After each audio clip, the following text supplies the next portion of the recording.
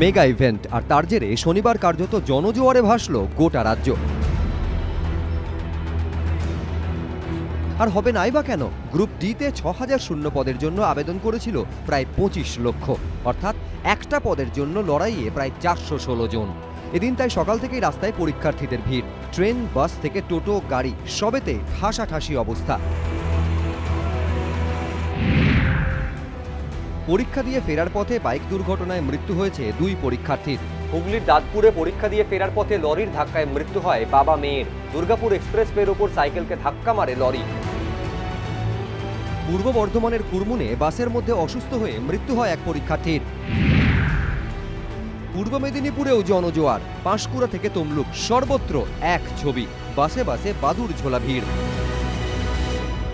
ফেরিতে উপচে পড়া পরীক্ষার্থী। এখানকার যারা যাত্রী অর্থাৎ যারা পরীক্ষার্থী রয়েছেন তাদের যেটা মূলত অভিযোগ যে এই সমস্ত নৌকোগুলোতে না ছিল কোনো ধরনের লাইফ জ্যাকেট, না ছিল নিরাপত্তার কোনো বন্দোবস্ত, ফলে ঝুঁকি নিয়েই তাদেরকে এইভাবে কিন্তু পরীক্ষা কেন্দ্রে যেতে হচ্ছে। হাওড়াতেও পরীক্ষার্থীদের ভিড় ছিল চোখে পড়ার মতো।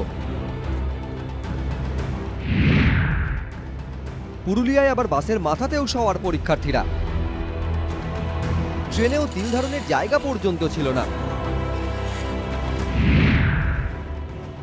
মালদায় লরির ধাক্কায় গুরুতর জখম হন টোটো সওয়ারি ৩ পরীক্ষার্থী। তাদের মালদা মেডিকেল কলেজে ভর্তি করা হয়। ৩ জনই বিহারের বাসিন্দা। তারা কেউই আর পরীক্ষা দিতে পারেননি। মালদার কয়েকটি পরীক্ষা কেন্দ্রে নকলেরও অভিযোগ উঠেছে। ৫ জনকে গ্রেফতার করেছে পুলিশ।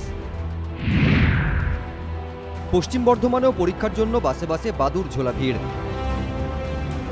রাস্তা না চেনায় ঝাড়খণ্ডের কয়েকজন পরীক্ষার্থী পরীক্ষা কেন্দ্রে পৌঁছতে পারেননি।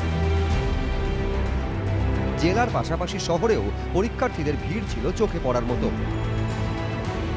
পরীক্ষা শেষ, এবার ফলের অপেক্ষা। এবিপি আনন্দ।